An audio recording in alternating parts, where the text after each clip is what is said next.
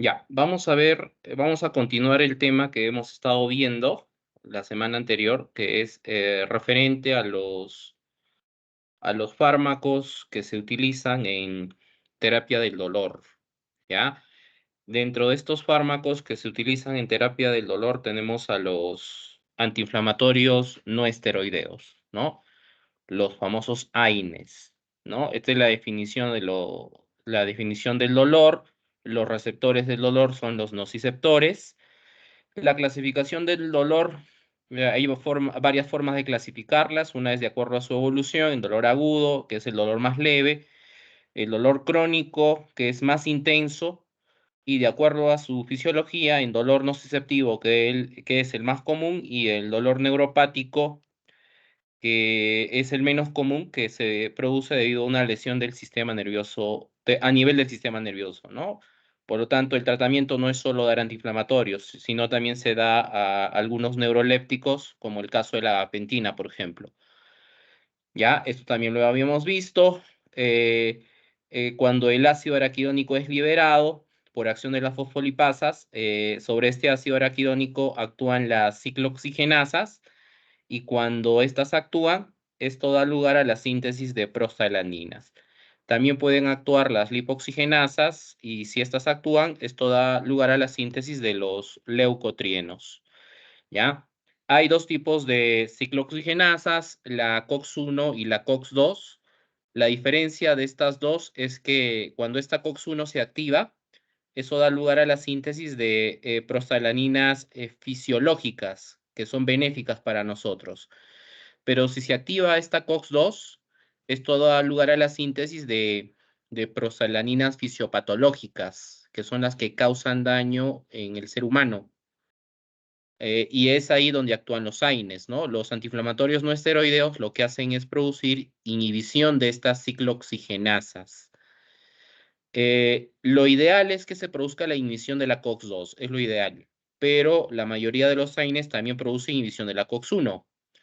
Cuando se produce la inhibición de la COX-1, estas prostaglandinas fisiológicas no se sintetizan, y al no sintetizarse se producirían efectos nocivos, ¿no? Que vendrían a ser los efectos adversos de los AINES. Cuando se inhibe a esta COX-2, las prostaglandinas fisiopatológicas no se sintetizan, y es lo que yo deseo, ¿no? Que estas prostaglandinas fisiopatológicas no se lleguen a producir. Y es ahí donde se produce la inhibición del dolor, ¿no? El impulso doloroso disminuye, ¿no? Es por eso que los antiinflamatorios no esteroideos se utilizan en terapia del dolor, ¿ya? Entonces, lo ideal es que solo inhiba la COX-2, pero la mayoría también inhibe a la COX-1, y eso genera efectos adversos de los AINES. ¿Ya? De esto habíamos mencionado que hay varias formas de clasificar los antiinflamatorios, y estas tienen dos características importantes, ¿no? Que tienen una elevada biodisponibilidad. Como su biodisponibilidad es elevada, esto hace que la concentración de estos AINES en sangre sea bien alta. El UPP viene a ser la unión a proteínas plasmáticas. El UPP de los AINES también es elevado, y esto hace que pueda interaccionar con varios tipos de medicamentos, ¿no? El riesgo de interacción con los AINES va a ser también alto, ¿ya? Y lo otro importante es que los AINES, la mayoría tiene actividad analgésica, tiene actividad antiinflamatoria y tiene actividad antipirética, pero de todos estos hay uno que no tiene actividad antiinflamatoria, ¿no? Ese uno que no tiene actividad antiinflamatoria es el paracetamol. Este paracetamol no tiene actividad antiinflamatoria, y es por esta razón de que el paracetamol no debería de ser considerado un AINES, ¿no? Porque no tiene actividad antiinflamatoria. Tiene actividad analgésica, tiene actividad antipirética, pero antiinflamatoria no tiene, ¿ya? Eso es importante recordarlo del paracetamol.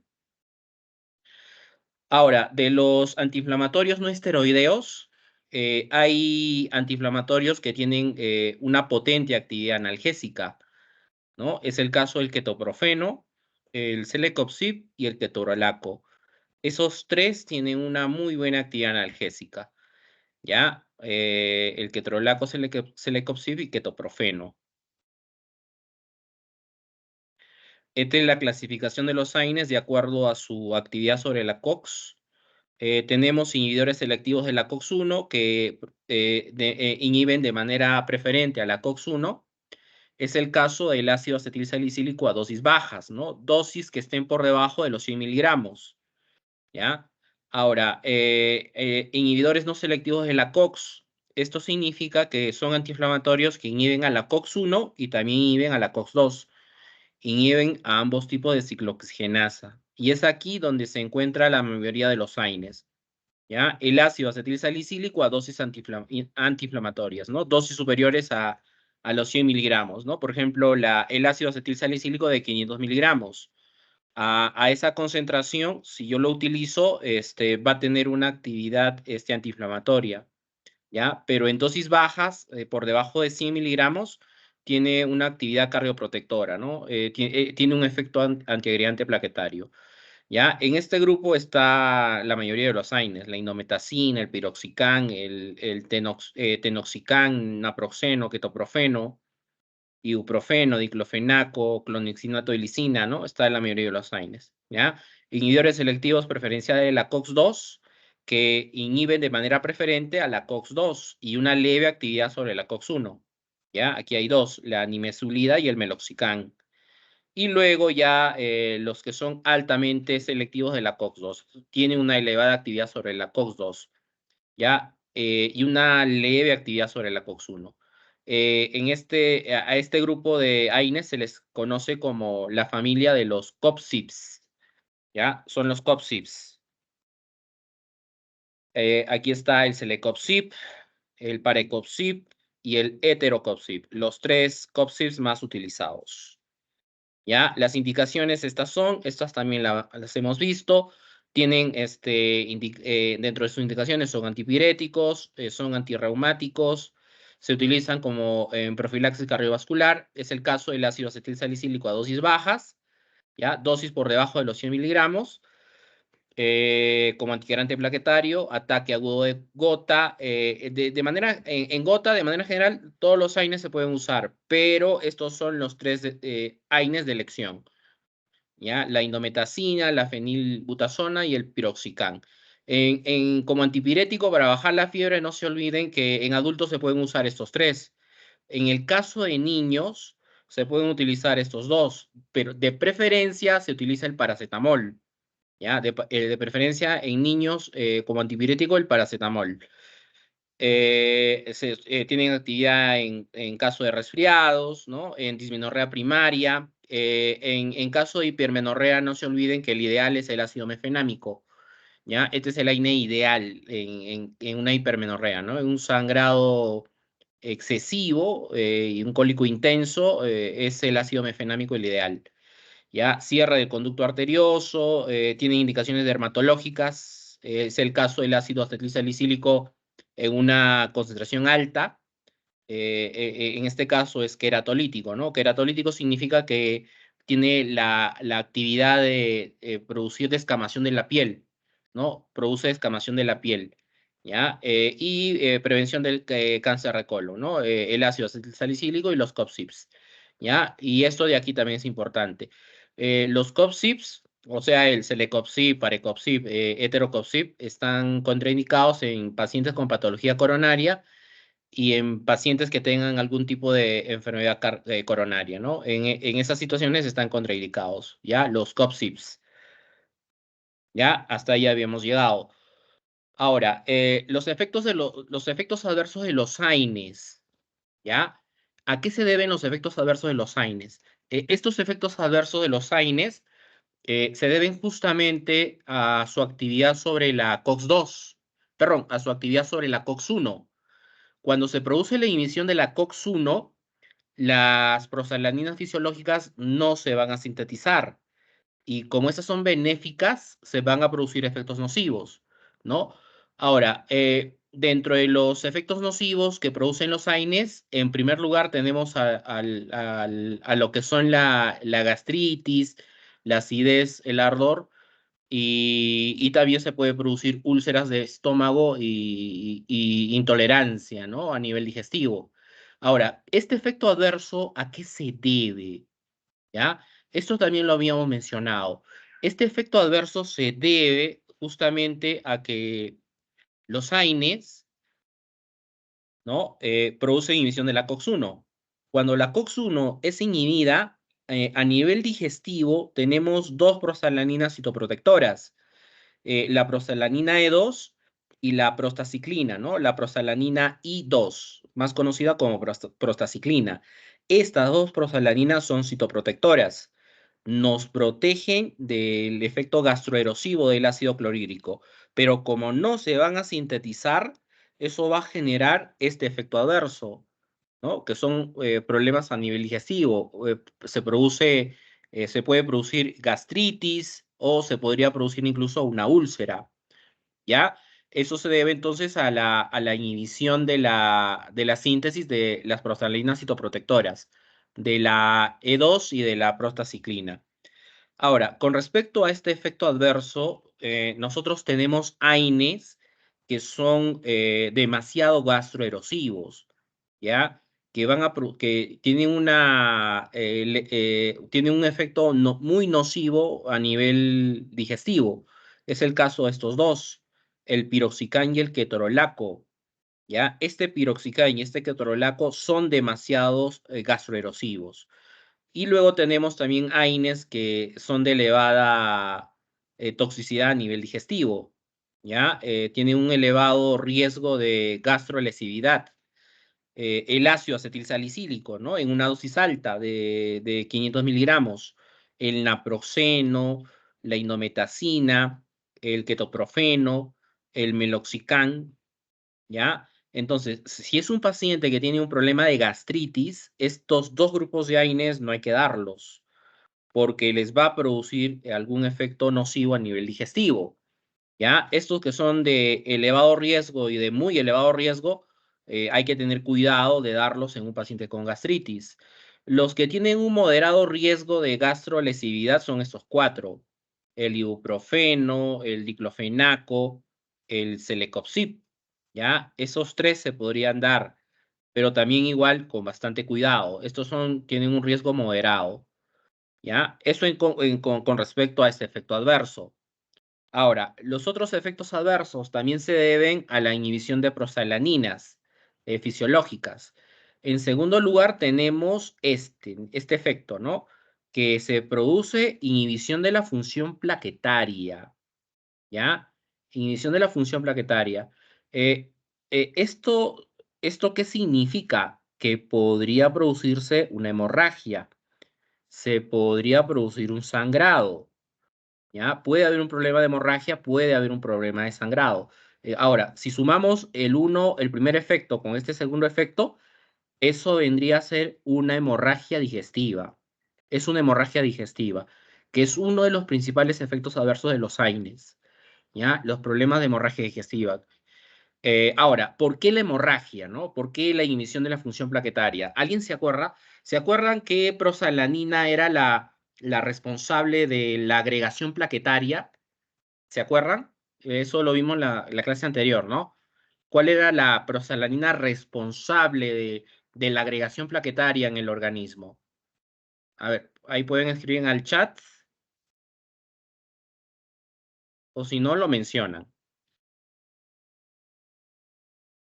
¿Qué prostaglandina es la que produce este problema que es la responsable de la agregación plaquetaria, ¿no? ¿Cuál de todas es la que cumplía esa función, ¿no? Como agregante plaquetario.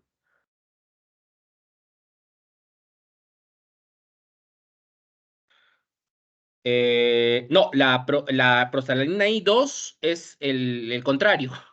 Es el contrario. Es un antiagregante plaquetario. La prostaciclina es un antiagregante plaquetario. Si se sintetiza a nivel de la circulación, tiene un efecto antiagregante. El que tiene un efecto agregante plaquetario es el tromboxano, ¿ya? Es el tromboxano. A ver, vamos a verlo acá.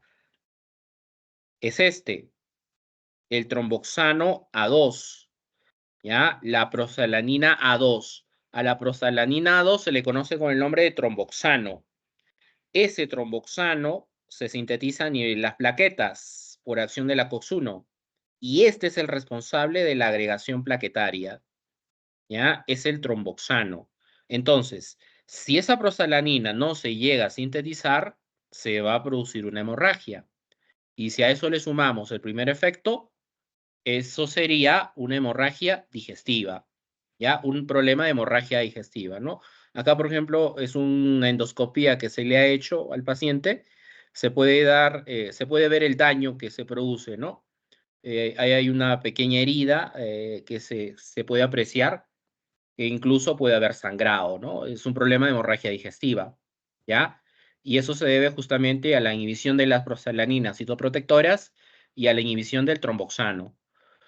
Ahora, en tercer lugar, esto también les dije que se acuerden, ¿no? Inhibición de la inducción del trabajo de parto, ¿no? Es decir, un parto prolongado, ¿ya? Un problema de parto prolongado. ¿Por qué el parto prolongado?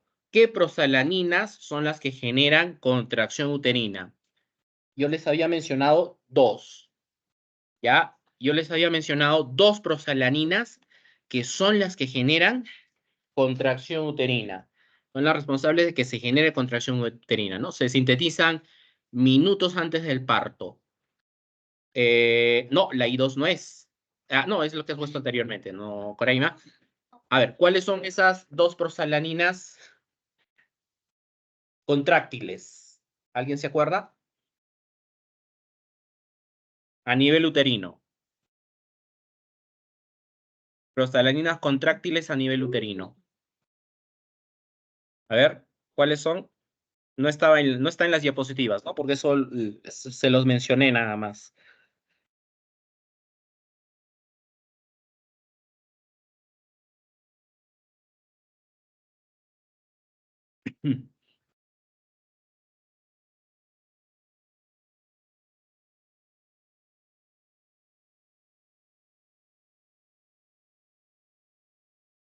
La prostaglandina F2.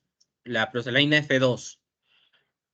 La prostaglandina F2, ¿no? La prostaglandina, la E2 y el caso de la F2, ¿no? Esas son prostaglandinas contráctiles, ¿ya? La F2 y la E2. Esas son prostaglandinas contráctiles. O sea, a nivel uterino, minutos antes del parto, se sintetizan estas prostaglandinas contráctiles y son contribuyentes a que se produzca el parto.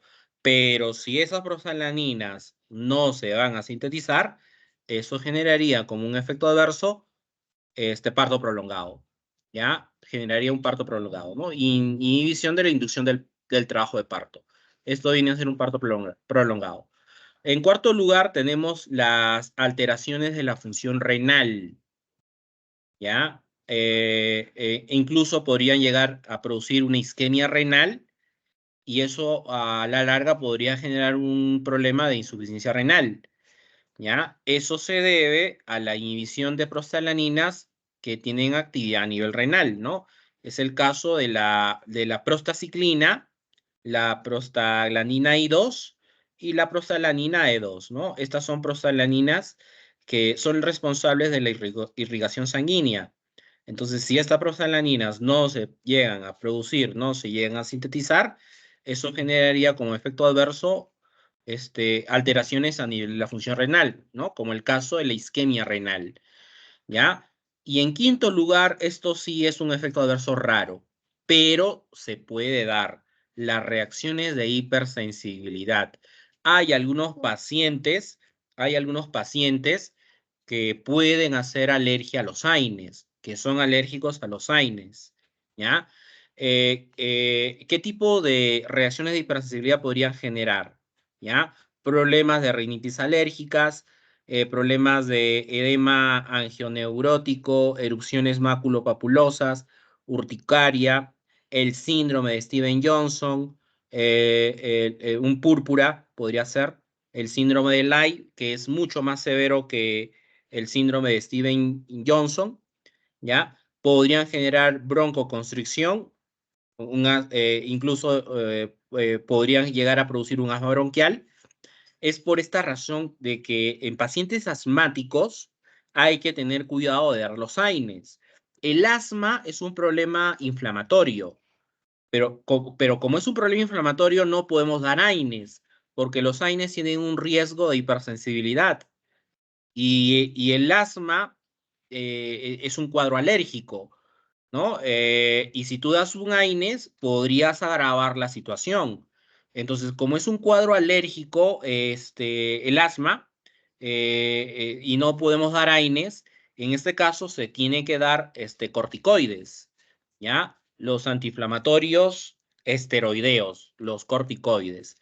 Y incluso podrían llegar a producir un shock anafiláctico, ¿ya? Que ya es una hipersensibilidad muy severa, ¿ya? Un shock anafiláctico, ¿ya? Esto, por ejemplo, lo de acá arriba es el síndrome de Steven-Johnson, ¿no? Que es una hipersensibilidad, ¿ya? Y el de acá abajo es mucho más grave todavía, mucho más severo, es la de la enfermedad Lai, ¿no? Esta de acá, ¿no? La que está acá, la que está ahí en la diapositiva. El síndrome de Lyell, ¿ya? Esto es mucho más severo que el síndrome de Steven Johnson, ¿no? Aparentemente parecería una quemadura, ¿no? Una quemadura de tercer grado, ¿no? Pero es una hipersensibilidad severa, que es el síndrome de Lyell.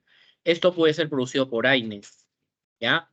Podría ser producido por AINES. Entonces, si es un paciente alérgico a AINES, le podría generar estos problemas. Pero hay que tener cuidado, ¿no? De administrar, hay que identificar si el paciente es alérgico o no al AINES, ¿no? Dentro de las complicaciones gastroduodenales que podrían generar los AINES están estas tres, ¿ya? Podrían generar úlceras, hemorragias digestivas y perforaciones a nivel intestinal, ¿ya? Úlceras, hemorragias y perforaciones a nivel intestinal. Estas son complicaciones gastroduodenales. Ahora, hay ciertos criterios que se pueden considerar como antecedentes, ¿no? Como antecedentes de complicaciones gastroduodenales, como por ejemplo, pacientes que tengan una edad que están por encima de los 60 años, ¿no? Mayores de 60 años ya es un riesgo para que se pueda desencadenar una complicación gastroduodenal. El uso de AINES en altas dosis, ¿ya? Uso de AINES en altas dosis. Uso concomitante con glucocorticoides, con anticoagulantes, incluso con la aspirina, ya sea la aspirina de 500 miligramos o la aspirina que está por debajo de 100, ¿ya? Que a dosis bajas, también sería una complicación gastrodenal. Y presencia de alguna enfermedad, como el caso de hepatopatías, hipertensión arterial, diabetes o alguna enfermedad cardiovascular, ¿ya? Entonces lo que se va a ir es puntuando, ¿no? O sea, si es un paciente mayor a 60, ya es un criterio, se va puntuando, sería un punto. Si utiliza AINES en dosis alta, ya es otro punto, ¿no? Se va puntuando, ya serían dos criterios. O si está utilizando glucocorticoides, ya tiene tres criterios, ya es de elevada. Ahí ya lo consideraríamos que es un paciente que tiene un elevado riesgo de padecer una complicación gastrodenal. ¿Ya? Entonces, estos son los antecedentes de riesgo gastrodenal. ¿Ya? Esto ya lo hemos visto. Estos son los efectos adversos de los AINES. No olvidarse que este efecto adverso de los AINES se debe justamente a la inhibición de la COX-1. ¿Ya? Cuando se inhibe la COX-1, cuando las prostaglandinas fisiológicas no se llegan a sintetizar, ¿ya? En primer lugar tenemos los problemas de gastritis, las úlceras, las irritaciones gástricas, las hemorragias, ¿ya? Debido a la inhibición del tromboxano, complicaciones, inhibición de las contracciones uterinas, debido a la inhibición de la síntesis de la prostaglandina E2, la prostaglandina F2, que generan parto prolongado, ¿y qué más? Y las reacciones de hipersensibilidad, ¿no? Que son efectos adversos raros, ¿ya? Ahora, la actividad antiinflamatoria, la actividad analgésica, eso ya se debe a la inhibición de la COX-2. Cuando se inhibe la COX-2, no se sintetizan prostaglandinas fisiopatológicas, como el caso de la prostaglandina E2. Ojo que la prostaglandina E2 puede ser fisiológica o fisiopatológica. Es fisiológica si se sintetiza por la vía de la COX-1 y es fisiopatológica cuando se sintetiza por la vía de la COX-2, ¿ya? O sea, esta E2 puede ser fisiológica o podría ser fisiopatológica. ¿Ya? Con respecto a los medicamentos, a los AINES, ¿no? Los AINES que pueden ser utilizados en gestantes, aquí hay una relación de los que son más seguros, ¿ya? El acetaminofén, que vendría a ser el paracetamol. Este es uno de los más seguros. Mira en la categoría, es un fármaco que es categoría B, ¿ya? El acetaminofén o paracetamol, ¿no? Luego viene el ibuprofeno, la indometacina, el naproxeno y el caso del sulindaco. O sea, estos serían los más seguros que podríamos dar en una gestante, ¿ya? Con respecto a los AINES. Ahora, con respecto a los opioides, que estos ya son analgésicos propiamente dichos, ¿no? Los opioides son categoría B, ¿ya? La morfina, la metadona, la oxicodona, estos son categoría B. Esos opioides se podrían dar a una gestante, ¿ya? Entonces, todos los opioides, miren, son considerados categoría C cuando se usan por largos periodos o cercano al último trimestre. Cuanto más cercanos estén al último trimestre, automáticamente pasan a la categoría siguiente, que es la categoría C, ¿ya? Todos los AINES y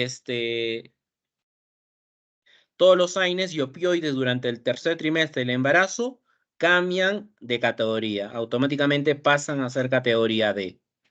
¿Ya? Categoría de pasan a ser los AINES y los opioides. Es decir, un AINES tú lo podrías dar de manera segura en el primer trimestre, incluso en el segundo. En el tercero ya tienes que tener bastante cuidado, ¿ya? Con el caso de los AINES. En el primer trimestre son categoría B, pero cuanto más va pasando el tiempo, cuando van aumentando el tiempo del embarazo, ya pasan a la categoría siguiente y ya en el último trimestre pasan a ser automáticamente categoría D. O sea, el riesgo de teratogenia ahí ya va a ser mayor, ¿ya? Va a ser mayor. Eso con respecto a los AINES y a los opioides. Ahora, con respecto a los medicamentos seguros de la lactación. Esta es una clasificación, por ejemplo, de los medicamentos que son seguros en lactación, ¿no? Es una categoría 1, 2 y 3. Hay otras formas también de clasificarlos. En la categoría 1 son fármacos que no deben de consumirse, ¿ya? Hay fuerte evidencia de efectos adversos serios. Los que son categoría 2 son de efecto desconocido y poca evidencia. Y los que son categoría 3 ya son medicamentos seguros, ¿ya? Y estos se podrían dar en una lactancia sin ningún inconveniente, ¿no? Acá está, por ejemplo, la carbamazepina, la fenitoína. Estos son el ácido valproico. Esos tres son anticonvulsivantes, ¿no? En caso de epilepsia. ¿Ya? El propranolol, que lo hemos visto que tiene actividad en hipertensión y en taquicardia. Los opioides, que también son seguros, ¿ya? Estos son analgésicos propiamente dichos. La lidocaína, bueno, no se utiliza mucho, la mexiletina, el acetaminofén, miren, sigue siendo seguro en la lactación. Acetaminofén o paracetamol, ¿no? El paracetamol es uno de los más seguros en gestantes y también en la etapa de lactación, ¿ya? El ibuprofeno, la indometacina, el ketorolaco, el naproxeno, la cafeína, ¿no? Ese tipo de fármacos se puede dar sin ningún inconveniente durante esta etapa de lactación.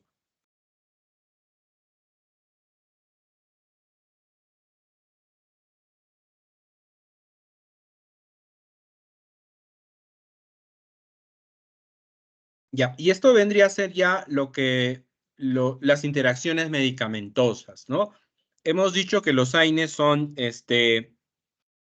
tienen una elevada unión a proteínas plasmáticas. Entonces, este hecho de que tenga una elevada unión a proteínas plasmáticas puede generar problemas de interacción medicamentosa, ¿ya? Aquí está la relación de medicamentos con los que los AINES pueden interactuar, ¿ya? Por ejemplo, AINES con beta bloqueadores, ¿no? Un beta bloqueador es el caso del propranolol, el atenolol, el bisoprolol, ¿no? Esos son beta bloqueadores. Cuando damos AINES con beta bloqueadores, el efecto es que hay una disminución del efecto antihipertensivo, ¿no? Estos beta bloqueadores tienen una actividad antihipertensiva, ¿ya? O si das AINES con ECA, ¿no? Estos ECA tienen actividad antihipertensiva. Es el caso del captopril, del enalapril, ¿no? Los inhibidores de la enzima convertidora de angiotensina, ¿ya? Los inhibidores de la ECA. Diuréticos de asa, como el caso de la furosemida. Los diuréticos tiacídicos, como el caso de la hidroclorotiacida. ¿Ya? Con todos estos fármacos pueden interaccionar los AINES, ¿ya? Y dentro de los efectos está acá, ¿no? Estos son los efectos. Si tú das un AINES con un beta bloqueador, hay una disminución de la actividad antihipertensiva. Si das un AINES con un diurético, hay una disminución del efecto diurético.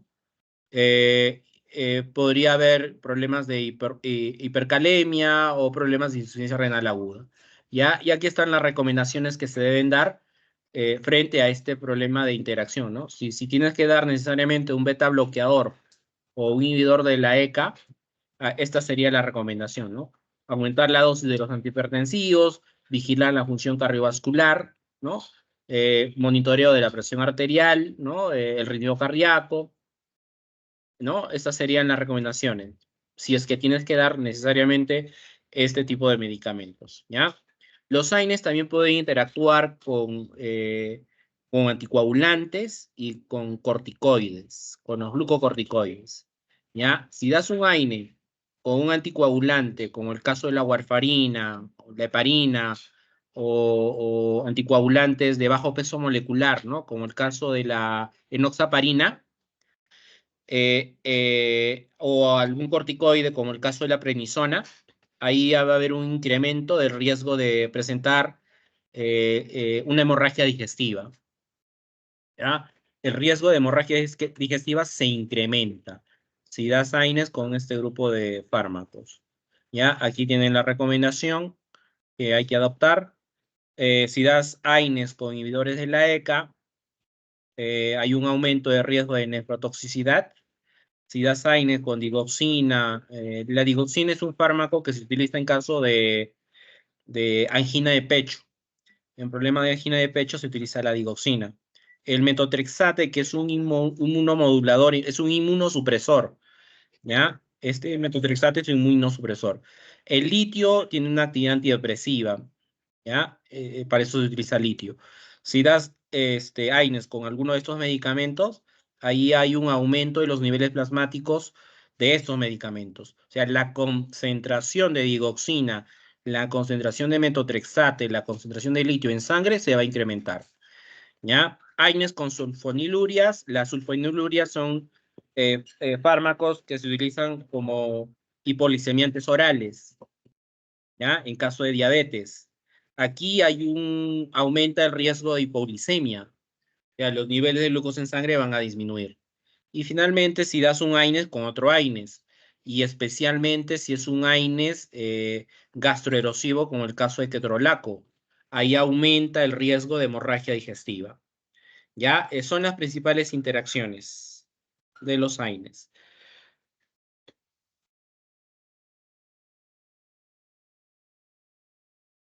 Ahora, esto de aquí es un flujograma que se puede adoptar cuando se prescribe AINES en un paciente que tenga algún riesgo gastroduodenal, ¿ya?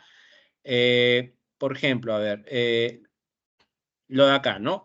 Paciente con dolor e inflamación y tiene factores de riesgo gastroduodenal. O sea, si el riesgo gastroduodenal es alto, o sea, si hay más de 2 criterios, en este caso, ¿qué debemos de hacer? ¿Ya? Aquí lo que evaluamos si es totalmente necesario utilizar el AINES. Si es necesario usar el AINES, lo que tenemos que utilizar de preferencia es un COPSIPS, como el caso del Celecopsip, más un inhibidor de bomba de protones.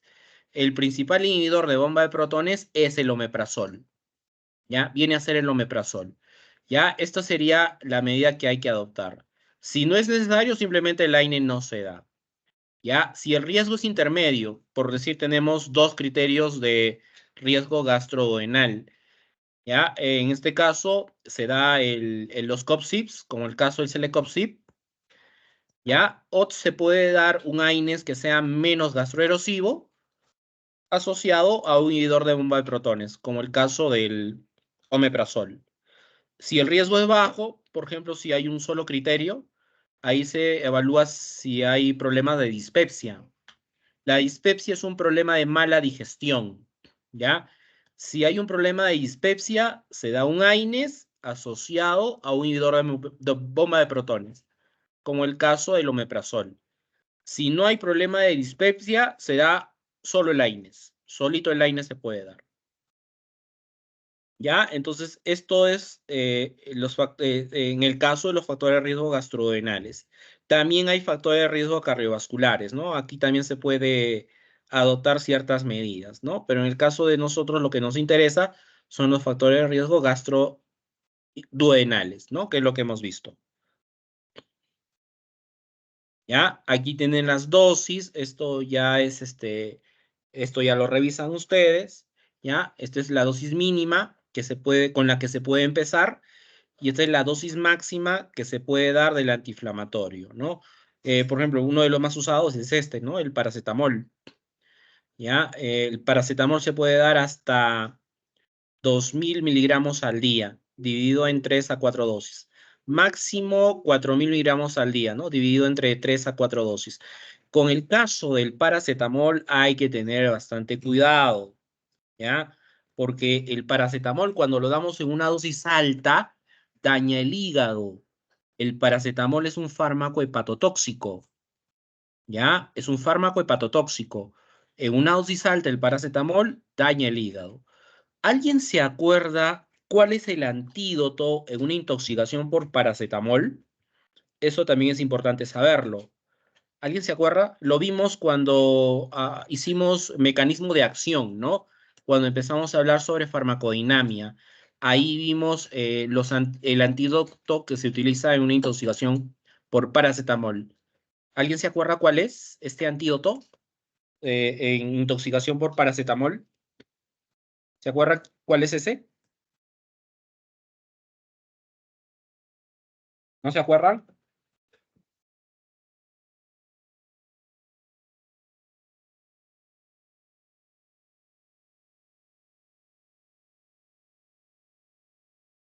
Esa es la acetilcisteína, ¿ya? La acetilcisteína es un colítico, es un fármaco que se utiliza como expectorante, pero la acetilcisteína se puede utilizar como antídoto de intoxicación por paracetamol, ¿ya? El otro que hay que tener cuidado es con el metamizol. Metamizol, o también llamado dipirona, ¿ya? Aquí en nuestro medio se conoce como metamizol. Este metamizol en una dosis bien alta, podría generar un problema de agranulocitosis. La granulocitosis es una neutropenia, ¿ya? Y eso significa que los neutrófilos van a estar bien bajos. O sea, tus glóbulos blancos van a estar bien bajos. No vas a tener cómo protegerte, ¿ya? El metamizol genera este problema de la agranulocitosis.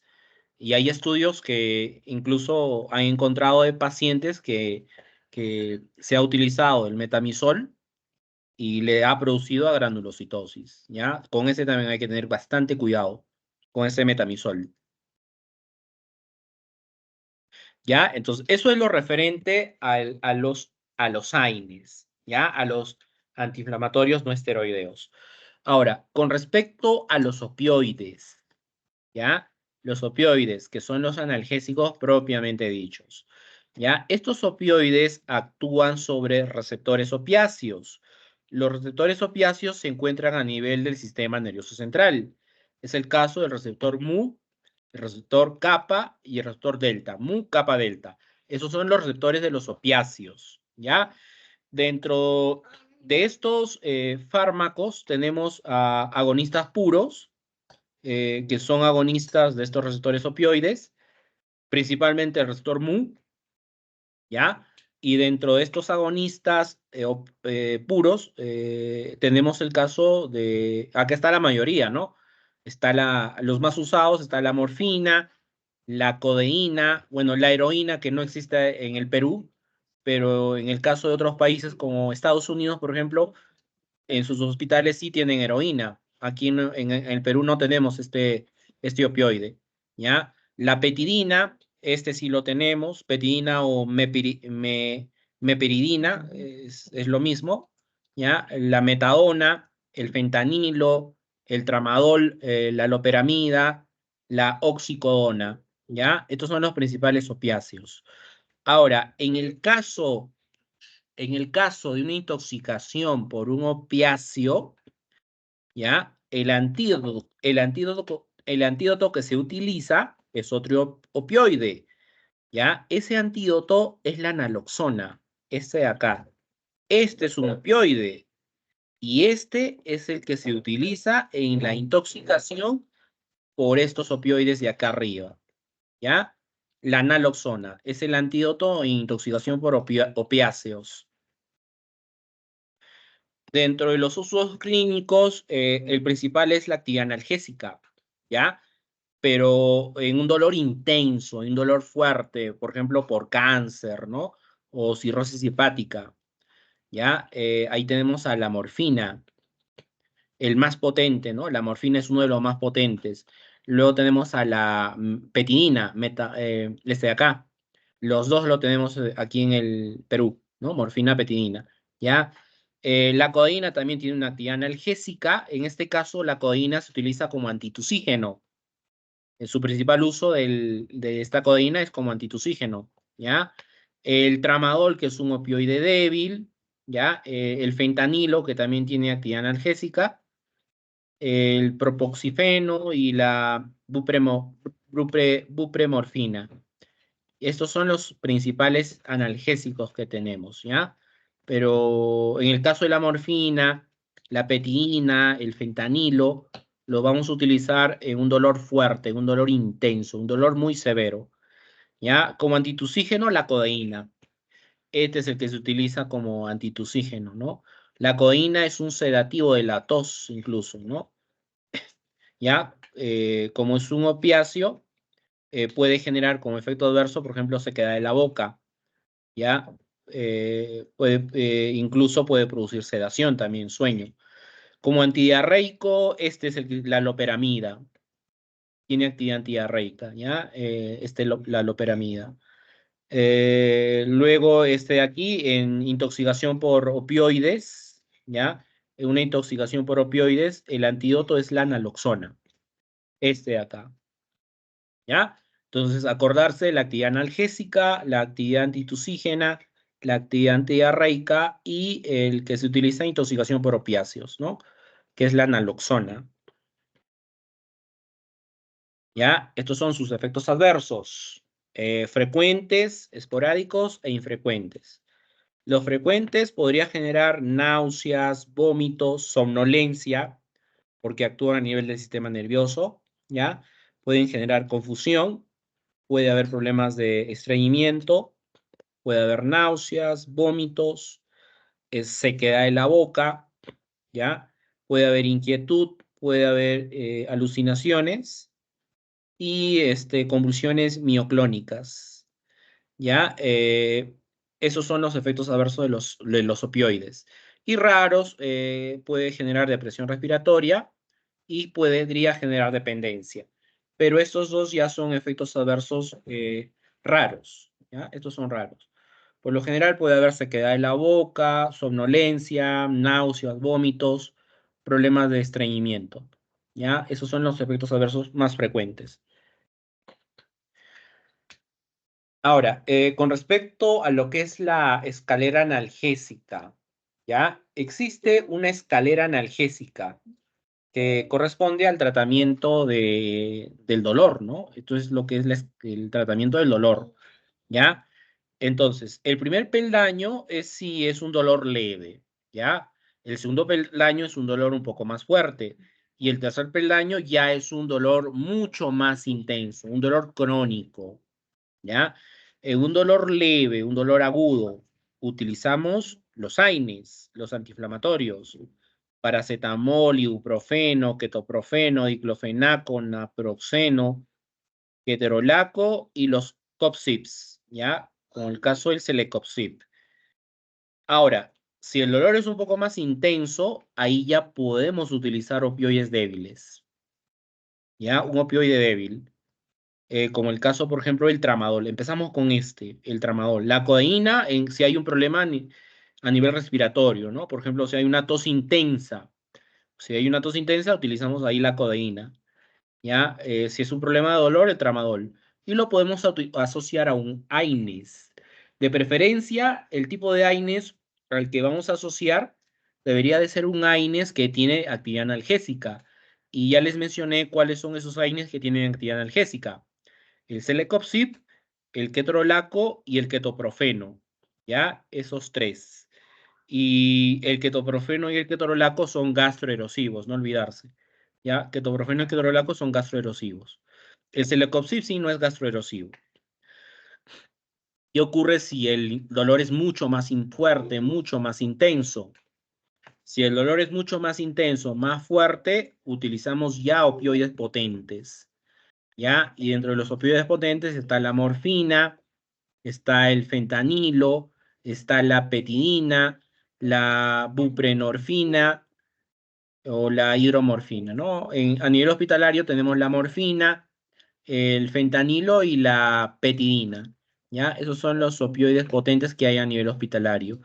Y esos opioides potentes deben de ser prescritos no por cualquier médico, es un médico autorizado que tiene un recetario especial, ¿no? Es un recetario especial que tiene que estar registrado en la DIGEMIT, el médico, para que pueda prescribir estos medicamentos, ¿ya?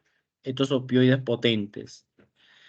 Y se le puede asociar también un AINES que tenga actividad analgésica, ¿no? Ketorolaco o ketoprofeno, Celecoxib, ¿ya? Ahora, ¿qué ocurre si hay una neuropatía? ¿Qué ocurre si hay un dolor neuropático? ¿Ya?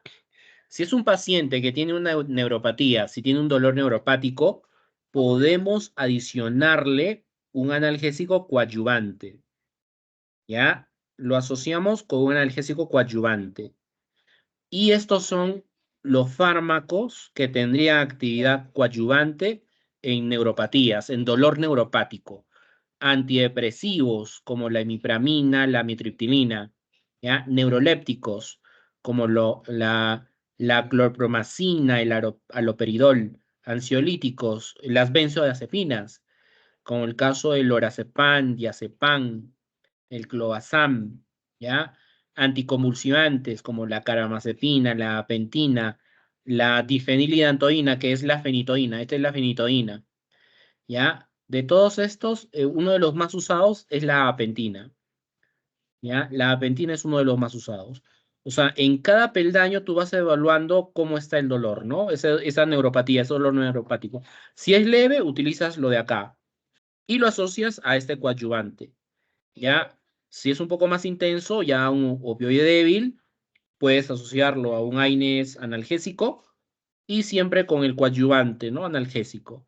Y si es mucho más fuerte, ya vas acá, arriba, ¿ya? Ya utilizas un opioide potente, ¿ya? Por lo general en las neuropatías se utiliza el primer y el segundo peldaño, ¿ya? El primer y el segundo peldaño es el que se utiliza en las neuropatías, en dolor neuropático, ¿ya? En un paciente con gota, no se olviden que la gota es un problema de ácido úrico, ¿no? Es el exceso de ácido úrico en la sangre, ¿ya? Esto de acá, por ejemplo, ¿no? Las articulaciones se hinchan, ¿no? Así de la nada se hincha, en la mano, por ejemplo, esto es un problema de gota, debido a la acumulación de ácido úrico, y esto genera dolor, ¿ya? Y en este tipo de problemas de gota se puede utilizar también AINES, ¿ya? Aquí también se podría utilizar AINES, pero para eso hay que hacer una evaluación, ¿ya? Lo que se tiene que evaluar es la función hepática y la función renal, es lo que se evalúa, ¿ya? Si la función hepática y la función renal está normal, se sigue esto de acá. ¿ya? Función hepática y función renal normal, y hay bajo riesgo de toxicidad de los AINES, aquí se puede dar un AINES. Si el riesgo de toxicidad del AINES es bajo, damos un AINES, ¿ya? Se da un AINES. Y dentro de los AINES, aquí están los más indicados, la indometacina, el ketoprofeno, se puede dar ibuprofeno, naproxeno, sulindaco, piroxicam o la fenilbutazona. ¿Ya? Estos son los AINES ideales que hay que dar, pero siempre y cuando que la función hepática y la función renal esté normal y exista bajo riesgo de AINES, o sea, que el efecto adverso del AINES sea mínimo. Pero si hay riesgo de toxicidad del AINES, ¿ya? Si al hacer la evaluación el médico encuentra que el AINES si el paciente, por ejemplo, tiene factor de riesgo gastrodenal, damos la colchicina, sea ¿ya? La colchicina. Se da en caso de gota. ¿Ya? Ahora, si la función hepática y la función renal están alteradas, si tolera la vía oral, se da un corticoide, como el caso de la prednisona.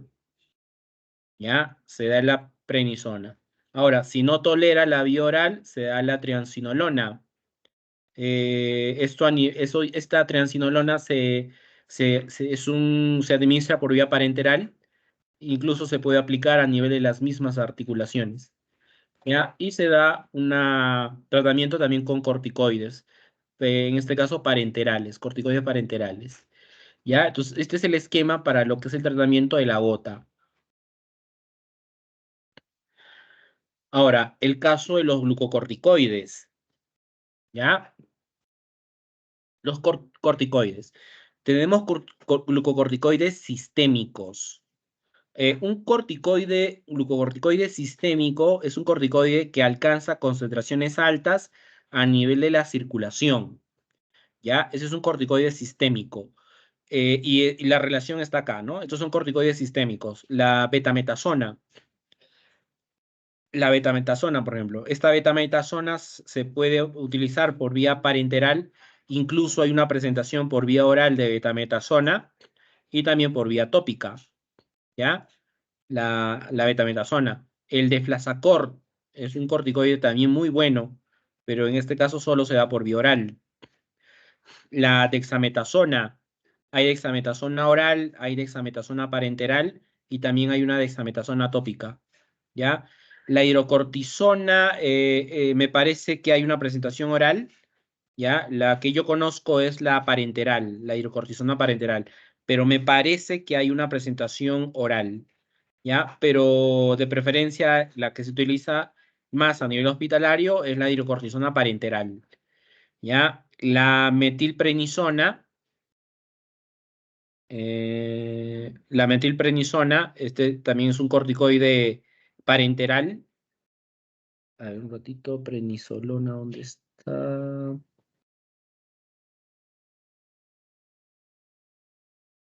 La prednisolona, a ver, esta prednisolona es oral, perdón, me he confundido con el otro corticoide. Ya, esta prednisolona es oral, se da por vía oral. Es bien usado a nivel pediátrico esta prednisolona, ¿ya? Bien usado. Tiene una equivalencia con la prednisona. La prednisona también se da solo por vía oral, estos dos se dan solo por vía oral. La prednisona tiene un sabor un poco desagradable, pero la prednisona tiene un mejor sabor, tiene un sabor un poquito más agradable, ¿ya? Es por eso que en algunos casos se puede dar prednisolona. La prednisona se utilizan bastante en pediatría, ¿ya? Y el otro es la triancinolona.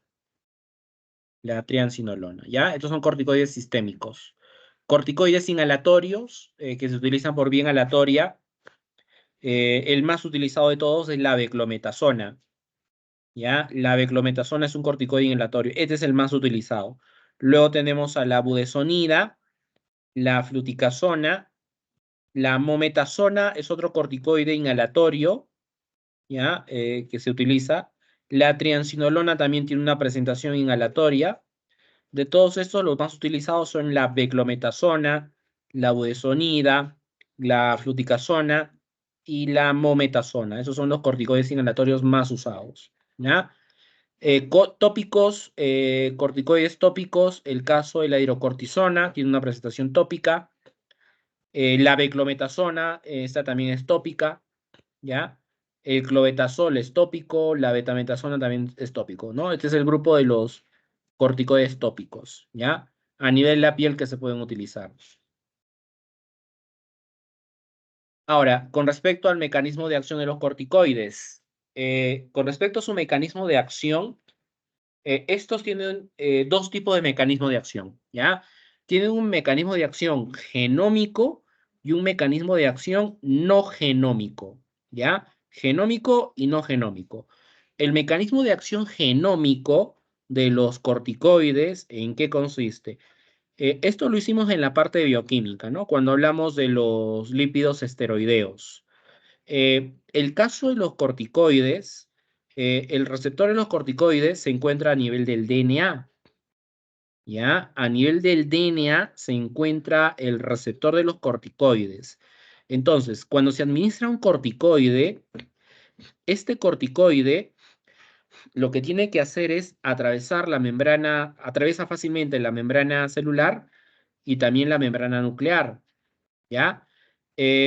Bueno, el receptor de manera específica está aquí. Este de color lila, perdón, de color gris que está acá, vendría a ser el receptor del corticoide, ¿ya? T significa corticoide, ¿no? Este T es el corticoide. Se une a su receptor que está a nivel de citosol y se forma un complejo corticoide receptor. Este complejo formado con el receptor y el corticoide se trasloca al núcleo celular. O sea, atraviesa fácilmente el núcleo celular y se une al DNA. ¿Ya? Se une al DNA. Y es ahí donde va a actuar. ¿Ya? Cuando este complejo corticoide receptor se une al DNA, lo que se va a generar es un RNA mensajero. Esto vendría a ser la transcripción, ¿no? Es el proceso de transcripción. Se sintetiza un RNA, ¿ya? Un RNA mensajero. Ahora, este RNA mensajero específico genera la síntesis de una proteína específica. Una de estas proteínas específicas que se sintetiza es la lipocortina. Este de acá, ¿ya? La lipocortina. Ahora, esta lipocortina, una vez sintetizada, eso es el genómico, ¿ya? Ahí terminaría el genómico, o sea, con la síntesis de la lipocortina, ¿ya? Pero para que se produzca todo esto es que el corticoide se une al receptor que está a nivel intracelular, luego este complejo corticoide receptor se trasloca, o sea, atraviesa la membrana nuclear y se une al DNA. Cuando se une al DNA, se genera un RNA mensajero específico que da lugar a la síntesis de la lipocortina, ¿no? Eso es la traducción, ¿no? Eso es el proceso de traducción, ¿ya? Ese es el genómico. Y el no genómico consiste en que esta lipocortina produce inhibición de la fosfolipasa A2. Inhibe la fosfolipasa A2. ¿Qué hacía esta enzima? Esta fosfolipasa 2 era la responsable de liberar ácido araquidónico. Liberaba ácido araquidónico. Y cuando teníamos ácido araquidónico, podían actuar las ciclooxigenasas y las lipoxigenasas. ¿Ya? Las ciclooxigenasas y las lipoxigenasas. Entonces, si inhibimos a esta fosfolipasa A2, si se inhibe, no hay ácido araquidónico, no se libera ácido araquidónico. O sea, esta vía de las ciclooxigenasas y de las lipoxigenasas va a estar inhibida. No se van a sintetizar prostaglandinas y no se sintetizan leucotrienos. O sea, los corticoides inhiben más arriba que los AINES. Los AINES inhiben a las ciclooxigenasas y los corticoides inhiben a la fosfolipasa 2, ¿ya? Que es la responsable de liberar ácido araquidónico, liberar ácidos poliinsaturados, ¿no? De la membrana celular, ¿ya? Pero como esta está inhibida, no se liberan estos ácidos grasos. Y como no hay estos ácidos grasos poliinsaturados, esta vía de la ciclooxigenasa y la lipoxigenasa queda inhibida. No se van a sintetizar prostaglandinas fisiológicas ni prostaglandinas fisiopatológicas. No se sintetizan ninguna de ellas. ¿Ya? De esa forma actúan los corticoides. Ahora, dentro de las indicaciones ¿Para qué se utilizan los corticoides? Los corticoides los podemos utilizar en enfermedades reumáticas, ¿ya? En problemas de reumatismo, artritis reumatoidea, espondilitis, en cualquier problema reumático ahí podremos utilizar los corticoides, ¿ya? Enfermedades autoinmunes, como el caso del lupus, por ejemplo, o anemias hemolíticas, ahí también están indicados el uso de corticoides, ¿ya? Enfermedades intestinales, como la colitis ulcerosa, la enfermedad de Crohn, ¿ya? En leucemias, en linfomas, hemopatías malignas, ahí también están indicados. Cuando hay un trasplante de órganos, y una de las indicaciones también importantes es esta, ¿no? En asma y alergias graves, ¿ya? En un asma y alergias graves están indicados los corticoides. Corticoides orales, corticoides inhalatorios y también corticoides parenterales. ¿Ya? Enfermedades de la piel, como el caso de un eritema multiforme, psoriasis, ¿no? Enfermedades oculares, como conjuntivitis alérgicas, por ejemplo, ¿no? Y otras indicaciones. Y esto de aquí es importante también mencionarlo, ¿ya? La maduración pulmonar. Eh, los corticoides pueden ser utilizados en maduración pulmonar. En esta situación, un parto prematuro que se da entre las 24 y 34 semanas de gestación. ¿Ya? Parto prematuro entre las 24 y 34 semanas de gestación. ¿Cuál es el corticoide ideal que se podría dar como madurador pulmonar? Ese es la betametasona, ¿ya? La famosa betametasona. Es el corticoide ideal que se debe dar como en maduración pulmonar. O sea, si es un parto prematuro, el pulmón del niño es un pulmón inmaduro, ¿ya? Es un pulmón inmaduro, es un pulmón que no ha desarrollado de manera adecuada. Y para facilitar el crecimiento pulmonar, damos un madurador pulmonar, ¿no? Y de los corticoides el ideal es la betametasona, ¿ya? Se da la betametasona. En este periodo, ¿no? Si es un parto prematuro entre las 24 y 34 semanas de gestación, se administra betametasona por vía intramuscular. Una dosis de 4 miligramos al día hasta 3 dosis, o sea, un total de 12 miligramos en total, ¿no? Como dosis máxima, ¿ya? 12 miligramos en total. Esa es la dosis máxima de betametasona que se puede dar, ¿ya? Como un madurador pulmonar. ¿Ya? Ahora, los efectos adversos de los corticoides. El efecto adverso de los corticoides es bien parecido al de los AINES. ¿Ya? ¿Por qué es bien parecido al de los AINES? Porque produce inhibición de prostaglandinas fisiológicas. ¿Ya? Produce inhibición de prostaglandinas fisiológicas. Por lo tanto, se pueden presentar úlceras gastroduodenales con riesgo de hemorragia digestiva, ¿no? Esto es debido a la inhibición de las prostaglandinas citoprotectoras y debido a la inhibición del tromboxano, ¿ya? O sea, este es similar al de los AINES. ¿Qué más se podría presentar? Retención de líquidos, ¿no? Puede haber problemas de retención de líquidos, problemas a nivel renal también se podrían presentar, ¿no? Debido a la inhibición de la prostaglandina E2 y de la prostaciclina, ¿no? Eso también se podría producir, ¿ya?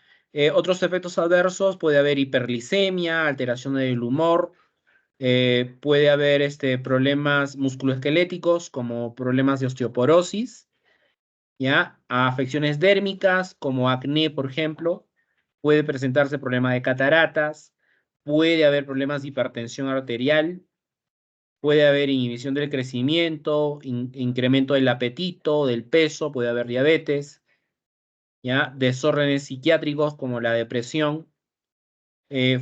Fallo renal, esto ya lo mencioné debido a la inhibición de la prostaglandina E2 y de la prostaciclina, ¿no?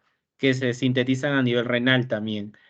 Y este problema de acá, ¿no? El temible síndrome de Cushing, ¿ya? Ese síndrome de Cushing se produce cuando se administran corticoides en dosis altas y por un tiempo bastante prolongado. ¿Ya? El famoso síndrome de Cushing, que es un problema hormonal, es un problema metabólico. ¿Ya? Esto es el esquema, por ejemplo, de un paciente con síndrome de Cushing. Aquí pueden apreciar, miren, hay estrías, ¿no? A nivel abdominal, aquí arriba se presentan estrías. Tiene la cara roja, una cara enrojecida en forma de semiluna, y eso vendría a ser lo característico de este síndrome de Cushing. ¿Ya? Cuando es producido por el corticoide, eso vendría a ser un Cushing iatrogénico. El Cushing iatrogénico es producido por el exceso de corticoides, por dosis altas y un tiempo bastante prolongado. ¿Ya? Entonces, hemos visto AINES, hemos visto opioides y hemos visto corticoides. ¿Ya? Hemos visto 3 grupos farmacológicos. ¿Ya? Las indicaciones en el caso de los AINES, de terapia del dolor, ¿no?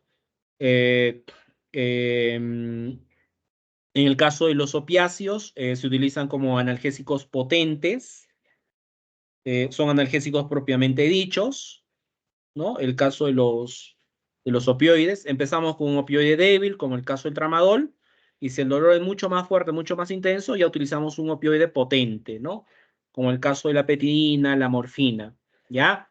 De los opiáceos, el que es antitusígeno es la codeína, el que se utiliza como antidiarreico es la loperamida, y el que se utiliza en intoxicación por opiáceos es la naloxona, ¿ya? Eso se utiliza en un dolor intenso, un dolor fuerte, ¿ya? El caso de los glucocorticoides, ahí hemos mencionado algunas indicaciones, se utiliza en alergias severas, en asma bronquial, ¿no? Ahí podemos utilizarlos. Y en otras situaciones más se pueden usar los corticoides, ¿ya? Entonces, eso es todo lo referente a lo que vendrían a ser los